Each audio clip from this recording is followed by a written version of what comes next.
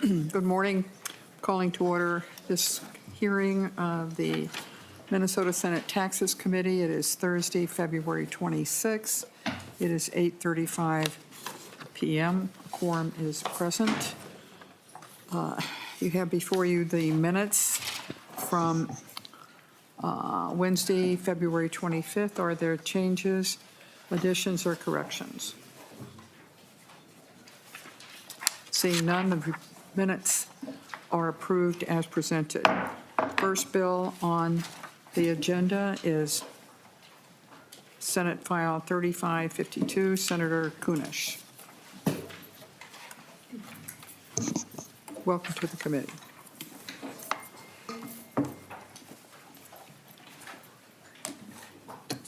Would you like me to begin? Yes, I said welcome to the committee. Oh, thank you. Thank you, Chair Rest and members of the Senate Tax Committee, for the opportunity to present my bill, Senate File 3552, a tax increment financing bill designed to assist the City of Columbia Heights in redeveloping an area of the city that needs your assistance. Madam Chair, I'd like to walk through the components of the bill for the committee. And Senator Kunesh, if you would do that section by section, or maybe it's only one section, but just explain what's in that section. Thank you very much. So Section 1A extends the 5-year rule for development activity to commence to 10 years. It also extends the period of time related to the use of increment after the expiration of the 5-year period to 11 years. For the Alatus Tax Increment Financing District in the City of Columbia Heights.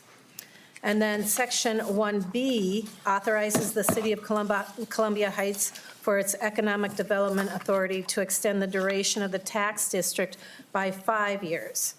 The effective date provides that this special law would be effective the day after the City of Columbia Heights complies with the statutes regarding the local approval of special laws and after passage by the legislature.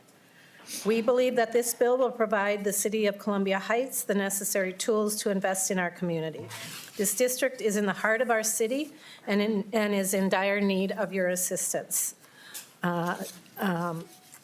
Today with me is Mayor Amada Marquez Simula. Madam Chair, if you permit, she will provide more information regarding this request. And also with me today is City Manager Aaron Chirpich, who is available should you or the committee have any technical questions. Thank you. Certainly. Welcome to the committee, Madam Mayor, and we welcome your comments. Thank you. Good morning, Madam Chair and members of the committee. Thanks for your time today so I can provide testimony regarding our proposed legislation. I'm Amada Marcus Simula, Mayor of Columbia Heights, and I have with me, as we said, our City Manager, Aaron Chirpich. In 2021, the city created the Alatus Tax Increment Financing District to redevelop a predominantly vacant strip mall located on 10 acres along the city's main commercial corridor, Central Avenue. This redevelopment represents a once-in-a-generation opportunity to reshape a key site in a way that delivers lasting economic, social, and environmental benefits. The proposed redevelopment includes high-density, affordable, and market-rate housing, senior housing, and some commercial uses. Significant stormwater infrastructure improvements are required for this area. Due to evolving market conditions that began in late 2021, including rising interest rates, increasing inflation on construction materials, construction of the apartments has not commenced, which is not unlike the stories you have and will likely hear from many communities in the state. New housing units of all types are desperately needed, and we are hoping to provide some of that within our community.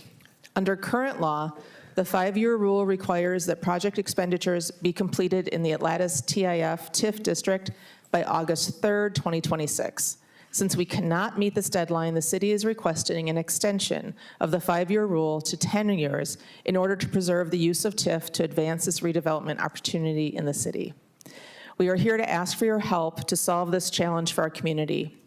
We believe that this bill will provide the City of Columbia Heights with important tools to invest in our community and help it continue to grow. We hope we can work with you and the committee moving forward as you consider legislating this session. Thank you. Thank you. Are there questions or comments for the mayor, city manager, or Senator Kunesh? Seeing none, thank you very much, Senator Kunesh.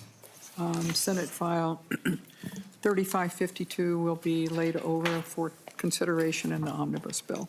Thank you, Madam Chair and committee. Thank you. Thank you. Next bill on the agenda is Senate File 3581, Senator Johnson Stewart, for the city of Wayzata.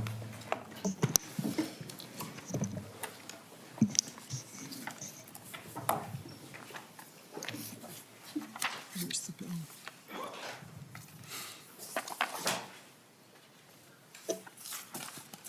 Welcome to the committee. Thank you, Madam Chair.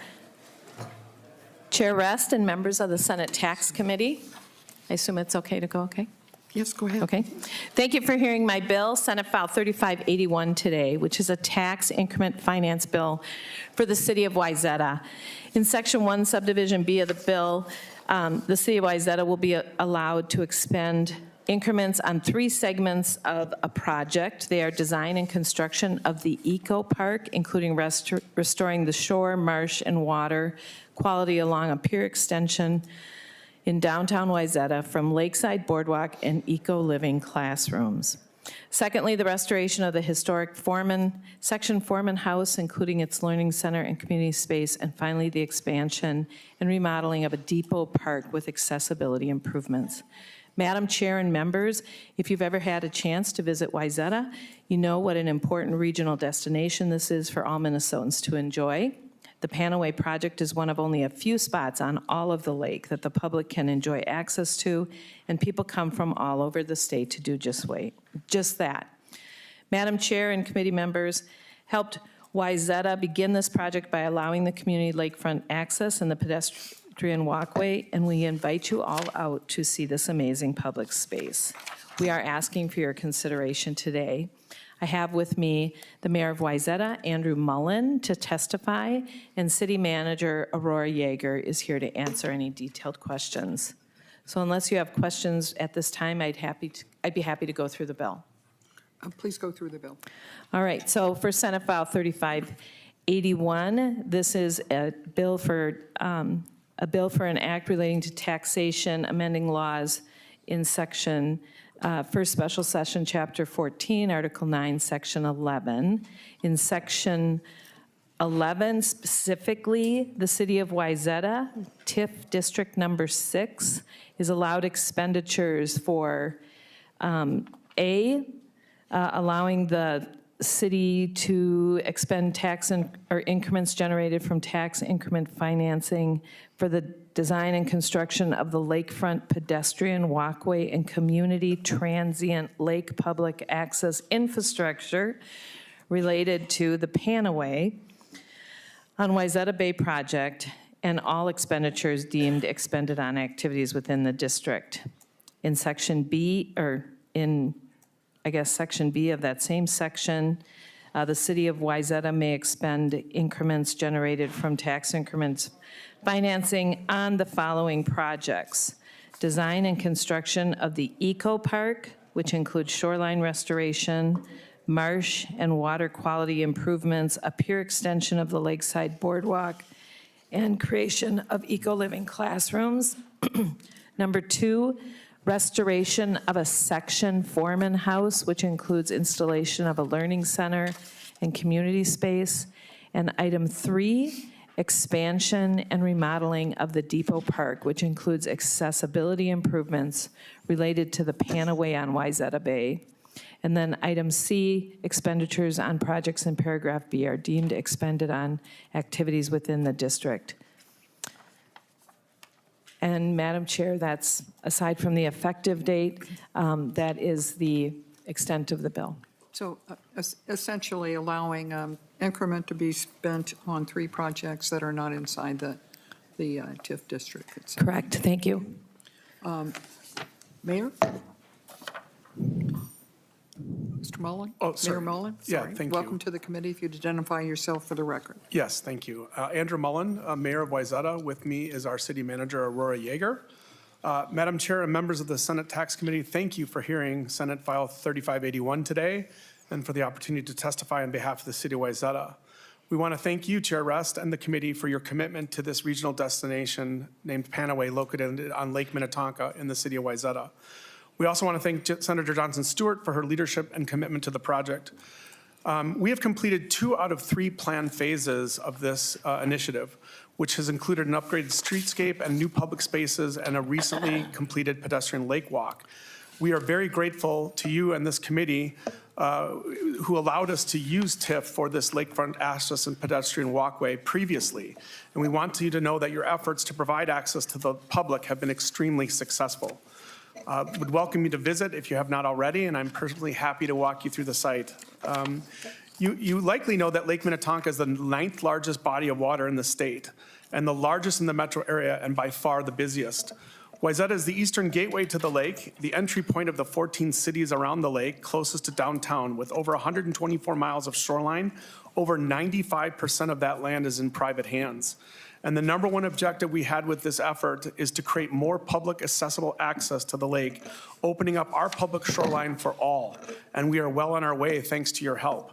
For the first 2 phases of the project have been incredibly successful. For a town of only 4,500, at peak season, we are now drawing 10,000 visitors a day to both take advantage of these new public amenities and also generate additional interest in our over 20 lakeside restaurants, making us a destination. And that growth is directly related to this project.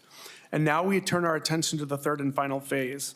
Madam Chair and members, Senate File 3581 would allow us to complete the final components of the Panaway project to create new and public access points on Lake Minnetonka that include the following. The Depot Park surrounds the historic train depot, which has been a landmark on Lake Minnetonka since 1906. This project will remodel that public space to improve accessibility, amenities, and a public restroom. On the other end of the project is the Section Foreman's House. This is a historic home that's one of the last of its kind still standing in the state. It has been vacant for a number of years, standing few feet from the shoreline. Now, in addition to the depot, it's a second site that we have in the National Registry of Historic Places in our little village. Built by the Great Northern Railroad in 1902 as a residence for railroad foremen and their families, the historic home will be restored and repurposed into a lakeshore learning center, providing indoor and outdoor classrooms and community space. Around that, the Eco Park would be built to restore the shoreline marsh, upgrade holding ponds to improve water quality for stormwater runoff, and in our downtown, and extend the public lake walk that you helped us with previously. This is right on the lake in this new Lakeshore Learning Center. And finally, a completion of the shoreline restoration from these two public amenities, the Eco Park and the Depot Park, restoring native vegetation, improving significantly water quality and essential habitat for fish, birds, and aquatic life. As previously noted, the project is one of the few places on all of Lake Minnetonka that provides public access. As I mentioned, 95% it's in private hands. Within that, only 2% of the shoreline is accessible to the public. But Wayzata, through this project, Panaway is restoring and preserving about 2,000 linear feet of Lake Minnetonka's shoreline for the public to enjoy, and people are coming from all over in the metro and the state to just do that. Madam Chair and members of the committee, you have supported Wayzata in the past, and we're very grateful for that. And we are asking once more for your consideration to help us complete these final elements of this public infrastructure to ensure that this lasting public asset is fully realized. Thank you very much. Thank you, Mr. Mayor. Are there comments or questions, either for Senator Johnson Stewart or Mayor Mullen? Senator Dibble? Thank you, Madam Chair. Just so I'm clear, but also for those listening is clear, as I understand, this is an existing tax increment financing district for which there will be new allowable expenditures of those increment funds, correct? Yeah, it's deeming the expenses for these 3 projects to be in district. It's very, very common done, or at least the request for permission to do it is common, is not infrequent. Great. And so that those projects can be completed without having to go through the process of creating another tax increment financing district for them. Great, thanks. And then I just wanted to mention, I don't know if the mayor mentioned it or not, he may have, but if you look at the photo of the handout, you can see I believe that's the BNSF line. It's only a few feet from the shoreline, so, and it's very busy. And so it's kind of amazing that this particular stretch, which is adjacent to the downtown area of Wayzata, and has just so much activity, of all kinds, has been made to be so usable. I mean, the walkway that kind of floats out on the water really helps kind of expand the space that's available. There would be no space otherwise for a promenade at all. Plus, a lot of that shoreline is marshy and the like, and they want to keep it that way for water quality purposes. So it is kind of astonishing that they're able to get people across those tracks into that recreational area, and it's very pleasant, very enjoyable. You have to kind of put your fingers in your ears when the trains go by, and they're quite frequent, but it's really nice. And there are a lot of people not from Wayzata use this area because, like you said, only 2% of this massive lake with a lot of shoreline because it's very irregular with all the bays and everything. It's one of the few places where just anyone can come and enjoy the lake. I just sent you, Senator Johnson Stewart, the story of a very, very, the most expensive house in Minnesota is for sale. And so that's, these massive expensive houses take up a lot of the shoreline of that lake. So it's very worthwhile. Thank you. Thank you, Senator Dibble. Senator Johnson Stewart, you didn't need the mayor. You have a cheerleader in Senator Dibble. Are there other, Senator Weber, you have a comment or question? Thank you, Madam Chair. Just one, those expenditures that are going to fall outside of the district, is that simply the only one being the section foreman house, or are they all out of the district? They're all outside of the district. They are, okay. All right, very good. I was just curious. Sure. Any other questions or comments? Senator Nelson. Thank you, Madam Chair. Just one follow-up on the discussion with Senators Dibble and Senator Weber regarding these 3 new projects that are now considered part of the TIF district or allowed. Do they in any way, I can't see anything that would weaken the TIF laws as far as something that would not have been allowed or maybe overuse of TIF? Is there any, I don't know the projects well enough to know, but I would not think there's any thing that would not be allowed by TIF. The projects themselves could have been part of the district. They're not, but there are enough, there's enough increment, I'm assuming, that's generated in this TIF district, within the district, to expend them on a wider project area, and that's what they're asking to be able to do. And so otherwise, you couldn't spend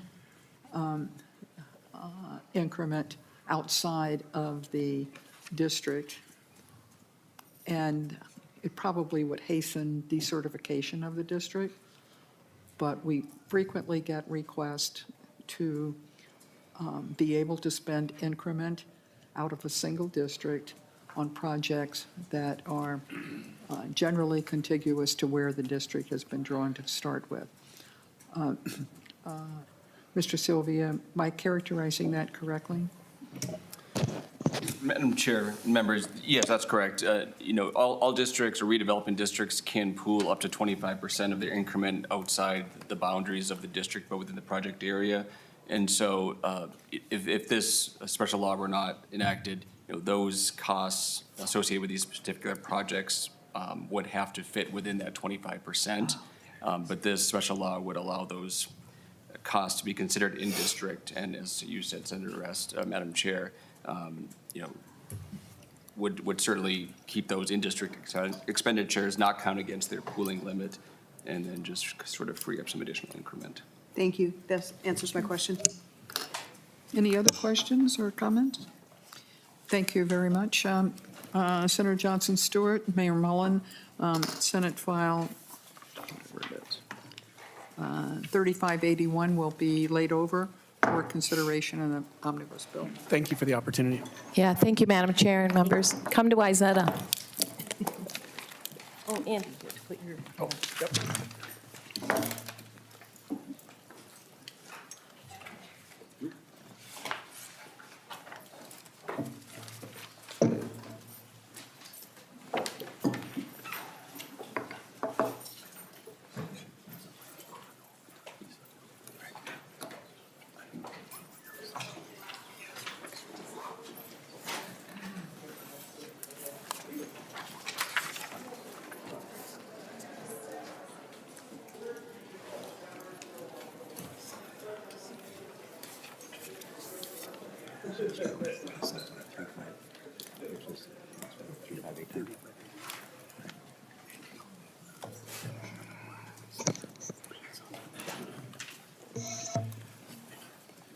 Welcome to the table, Senator Rest.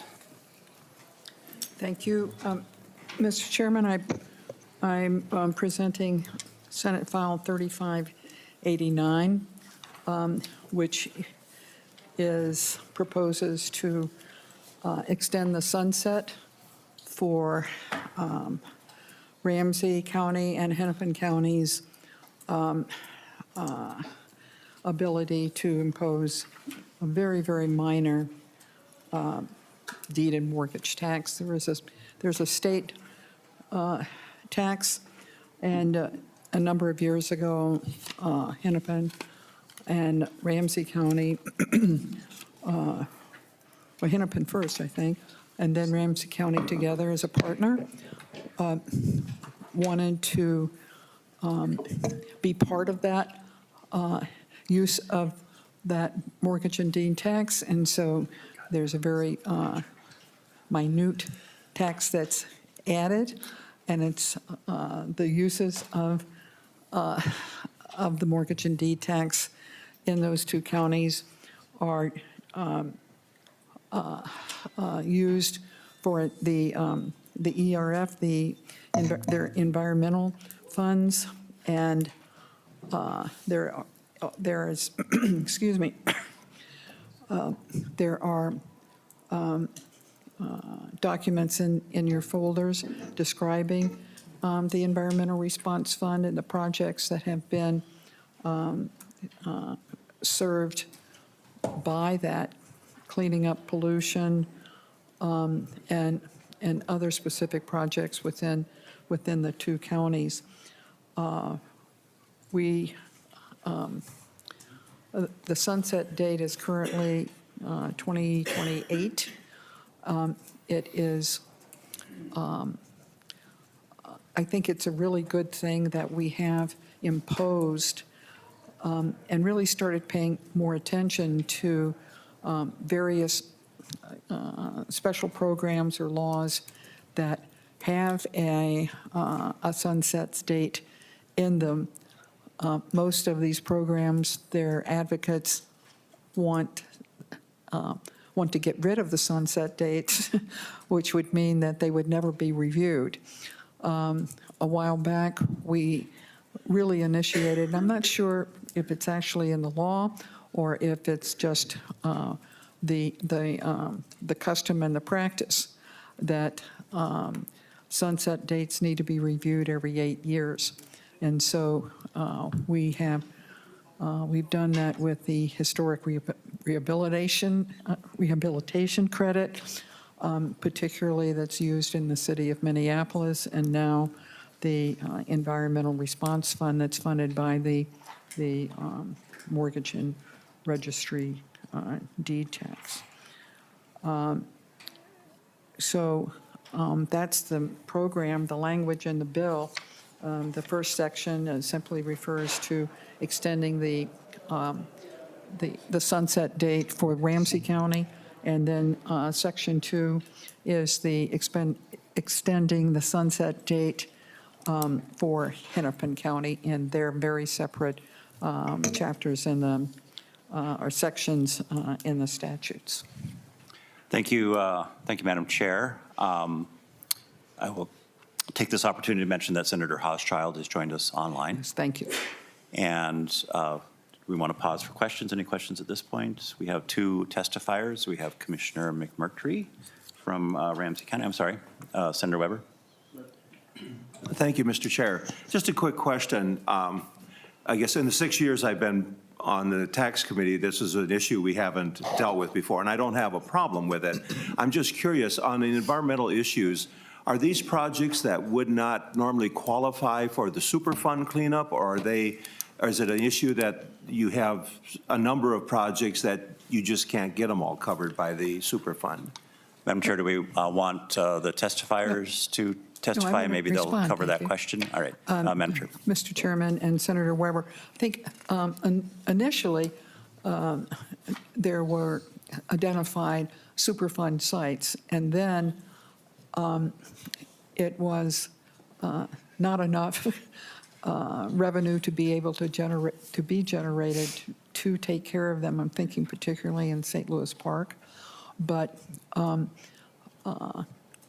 the use of the fund then following that is very specific for to be able to do that. That it's kind of almost like a but-for test, if you will. That if we didn't have these resources, and I think, let's see, there were Ramsey County, of course, produces less because it's smaller.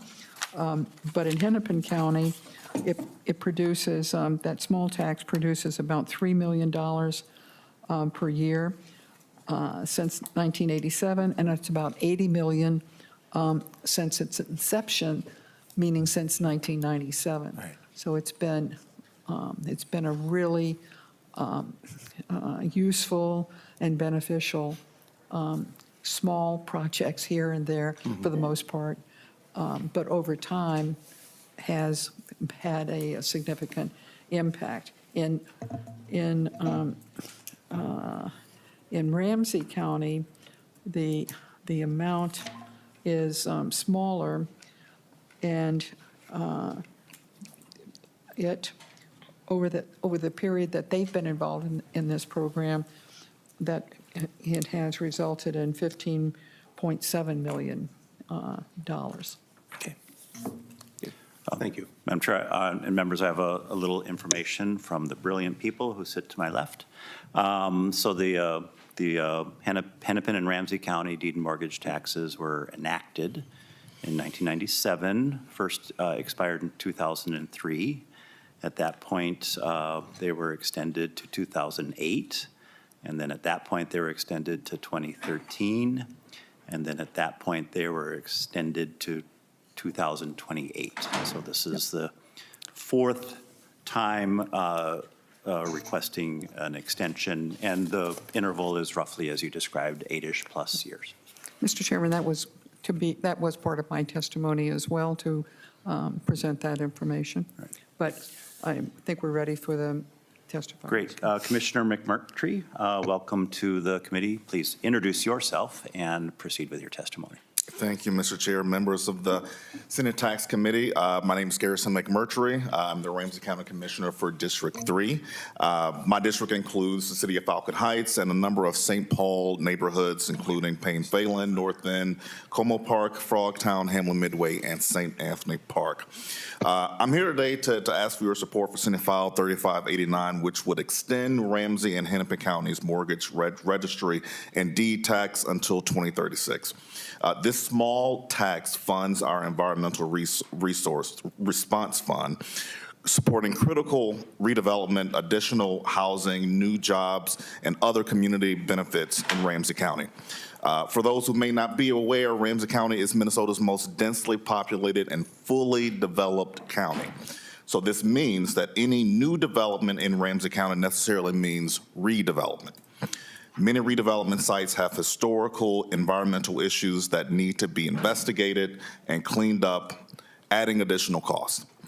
While these so-called brownfield sites are often in prime locations in core areas with good transit connectivity and other desirable qualities, the added costs discourage developers from taking on these types of projects.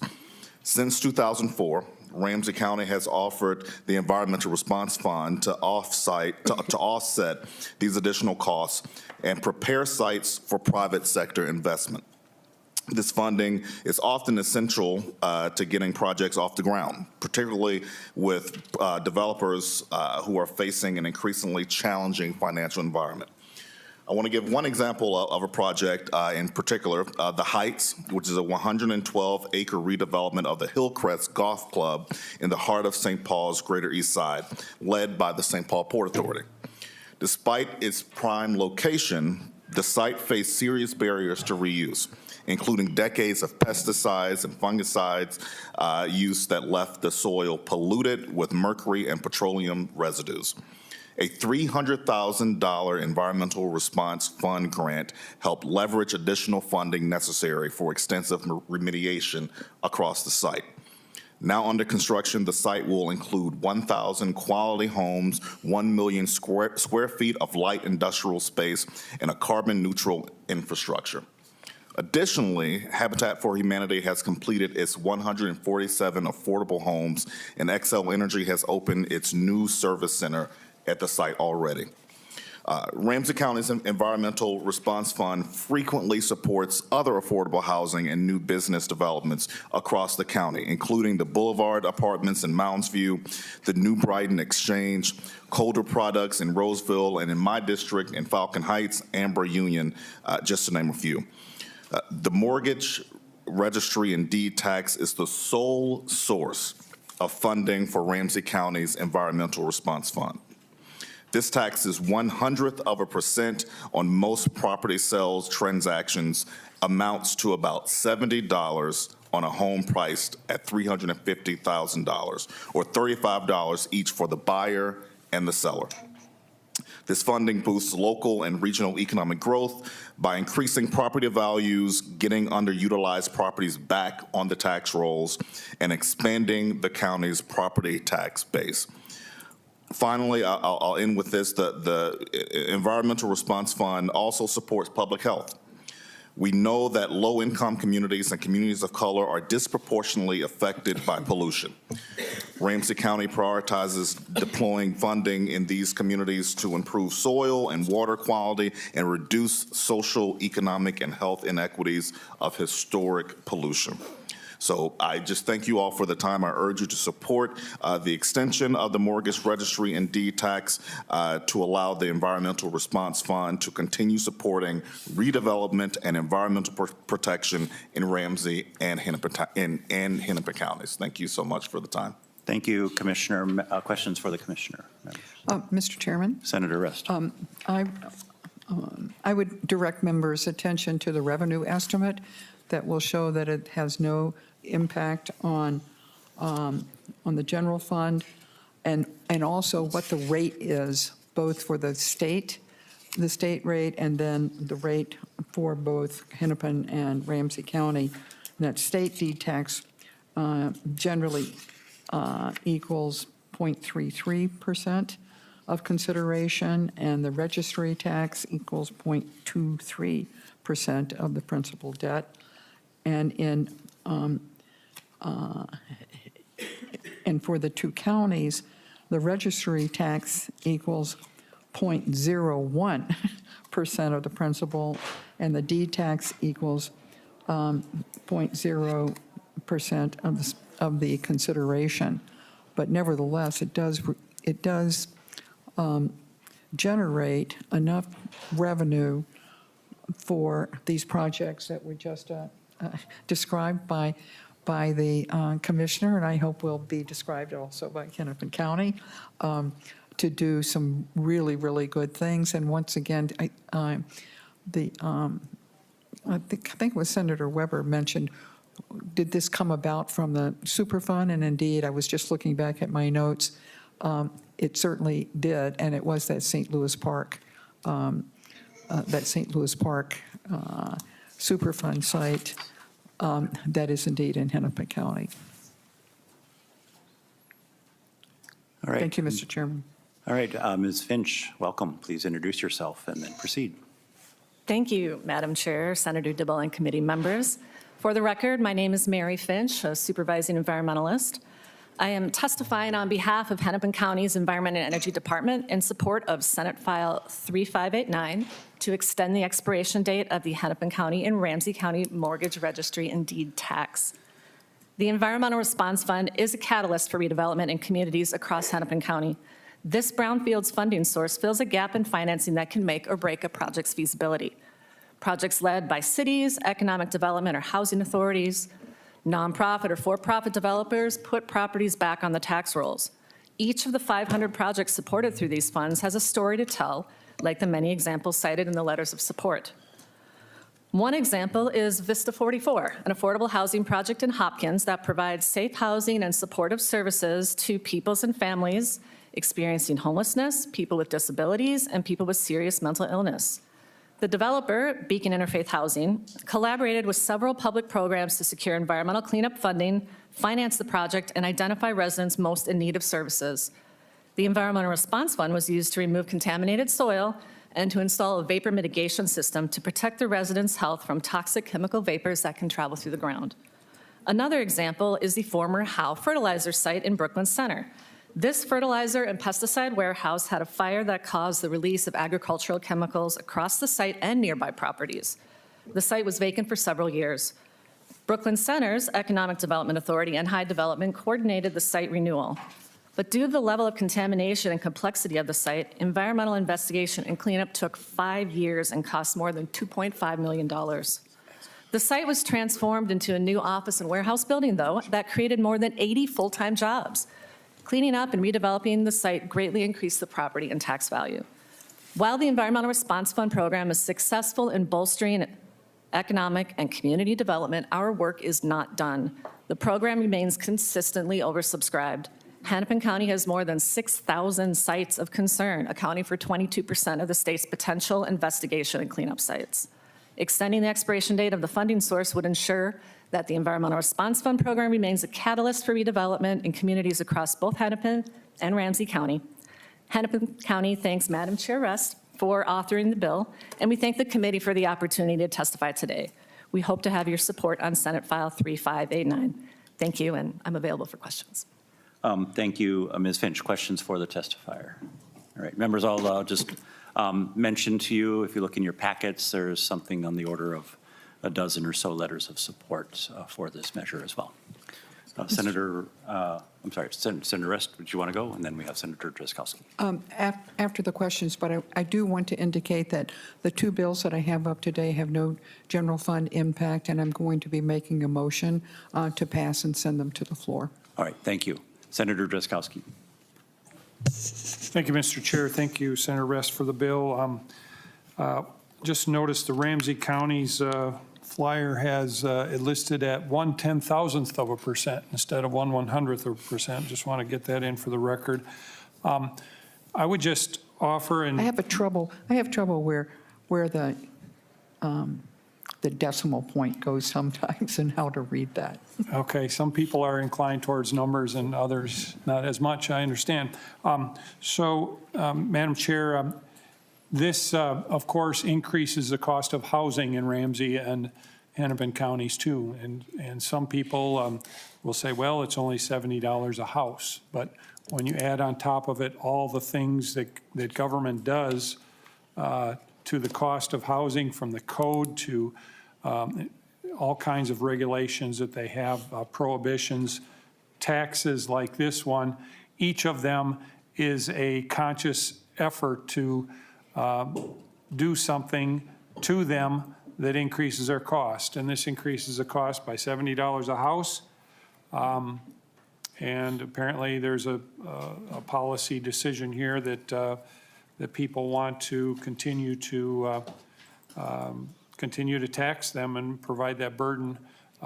I guess my point is just do so knowing that you are making that decision.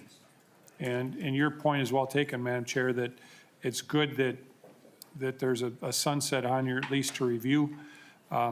Your decision around this is going to be to continue to tax homes that are being built in Ramsey and Hennepin counties or sold, and mine would be different. But certainly, as we talk about the cost of housing, here's one conscious effort that we could make a difference and take some pressure off of the housing costs, and instead we're going to put a tax on them. So I'm sorry to see that, but it's your bill and you're chair of the committee, and I know what the outcome's going to be.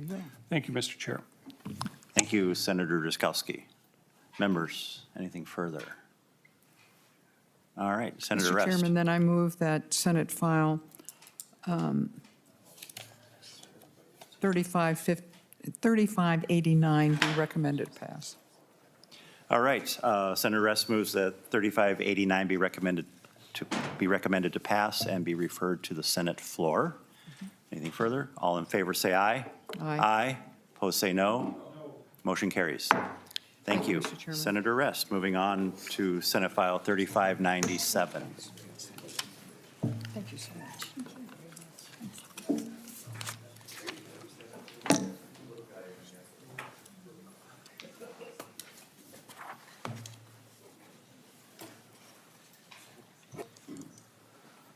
Senator Rest. So, Mr. Chairman, I bring you now Senate File 3597. And it deals with refunds. And there's a confusing situation for Minnesota taxpayers on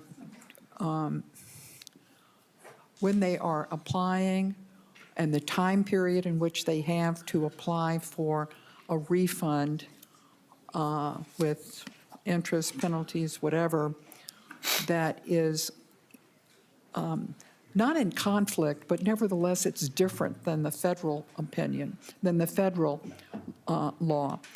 And Minnesota currently has 3 different periods that you can appeal to with regard to applications for refunds. And one is 3.5 years from the time the return is, generally that the return is due. A second one is a 2-year period under other circumstances, and then there is a 1-year period. What the bill does if you look at Section 1, is to eliminate the 1-year extension or the 1-year period and adopt the 2-year period, which is what the federal law has. So it aligns the application for a refund, federal law and Minnesota law. What has happened is that taxpayers have found that their refunds are rejected because they thought the time period for a refund was the same as the federal law, and then their application for refund was denied. So what the bill does is just align those 2 periods for applying for a refund, and there's no revenue estimate because they don't. The department doesn't do revenue estimates on in this area. That is in granting of refunds or applications for refunds. So it I think is going to get rid of the confusion that some taxpayers have found themselves denied their refund because they were operating under their assumption that came from the federal law and just eliminates that 1-year provision and uses the 2-year one. So in Section 1, That's where, in lines 113, where the change is made to the federal deadline, and then, starting at line 122, it defines specifically now what the amount of the refund may be during the 3.5-year period, which I think most of us are familiar with, starting at lines 2.1, and what is covered, what can be covered in that refund, which can't be greater than the tax that's due, penalties and the interest paid within that period. And then in clause 2, once again, if it was not filed within that 3.5-year period that's described in paragraph A, which is now moving to the 2-year period, and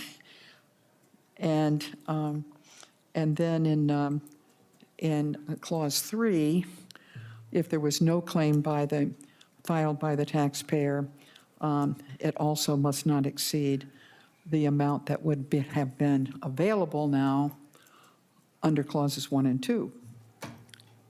And that should be extremely clear to all of us. Anyway, it's just making it simpler, less confusing, and just aligning this particular policy to the federal law. Thank you. All right. Shall we move to testimony? Mr. Wagner. Thank you, Mr. Chair, esteemed members of the committee. My name is Ben Wagner. I am a tax controversy attorney at Wagner Tax Law, and I'm here this morning on behalf of the Minnesota State Bar Association tax section. Chair Rest did an excellent job sort of preparing and the committee for the technical side of this proposed Senate File 3597. I'd like to talk a little bit about the practical side. I've seen the issue sort of created by Minnesota Statute 289A.40 dozens of times in my career, and that is what happens often is that the Minnesota Department of Revenue will issue a tax order or a commissioner-filed return, and more than 1 year will pass from the date of that particular order or return. And then the Department of Revenue will begin collection action on the sort of obligation that's detailed in that order or return. Unfortunately, those orders and those returns can be overstated, so the taxpayer who received them doesn't actually owe the amount of money that's stated within because the department just made an estimate, did the best they could to figure out what might be owed. As that collection action occurs and money is sort of seized, oftentimes the taxpayers in those situations come to the department and attempt to fix the balance due. And to the department's credit, they will work with the taxpayer to fix the balance due. Unfortunately, pursuant to the authority in 289A.40, there's no remedy to get the money back if money is over-collected. One particularly sort of jarring example that I experienced a handful of years ago, our firm represented a farmer. His son tragically passed away in a farming accident, and he entered into a very sort of depressive state, as I guess anyone would understand given the circumstances. During that time period, the Department of Revenue prepared multiple tax returns for this individual, all of which were overstated. By the time he retained my firm to assist him, the time period, the 1 year time period that Chair Rest referenced had passed, and the department had already collected more than $20,000 that it was not owed. When we brought the case to the department's credit again, every individual I spoke with over there was sympathetic to the outcome, right? We feel really bad for what happened. But to the person, every single one of them said the statute does not allow us to refund the money.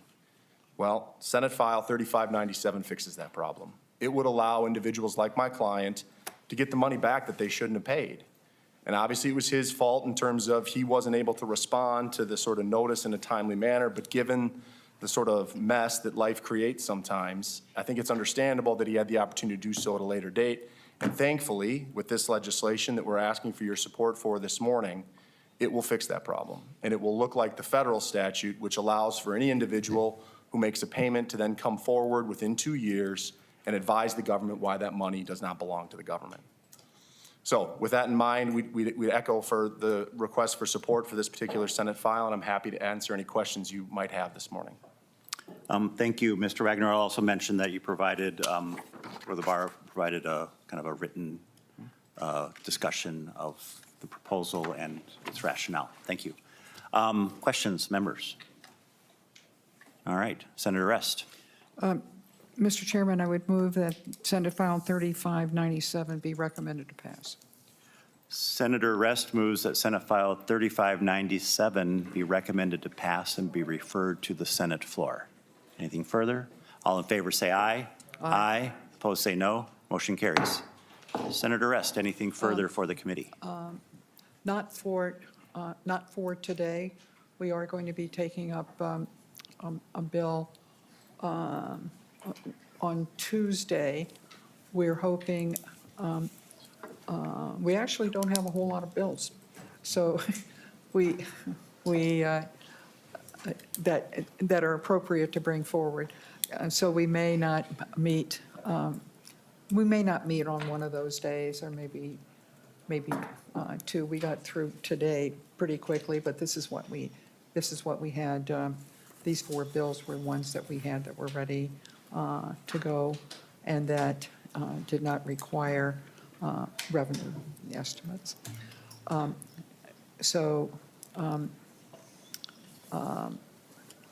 Other than that, Mr. Chairman, you can adjourn the committee. Great. Before I do that, I'll call on Senator Miller. Thank you, Mr. Chair. Senator Rest. Well, it's always a good thing not to meet if you don't have to meet, right? There's no reason to meet, so I welcome that. But I know, I figured you would welcome it. I appreciate that, Senator Rest. But that's not why I wanted to speak, because we're done just a little bit early. I just want to share my appreciation. Senator Rest, you know that I'm a big professional wrestling fan, specifically WWE wrestling.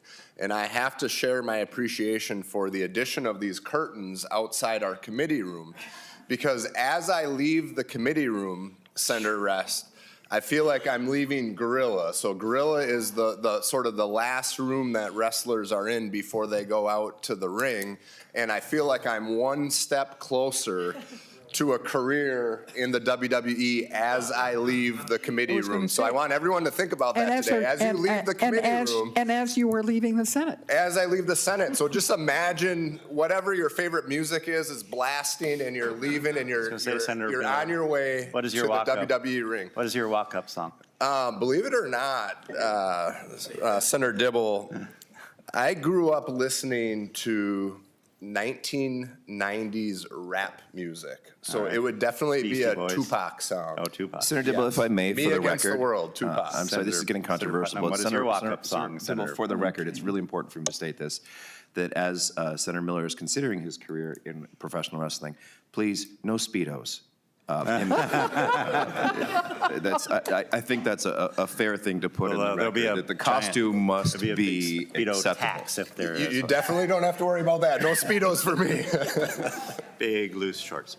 All right. Anything further, members, on this subject or any other? All right. All right. With that, we are adjourned. Thank you.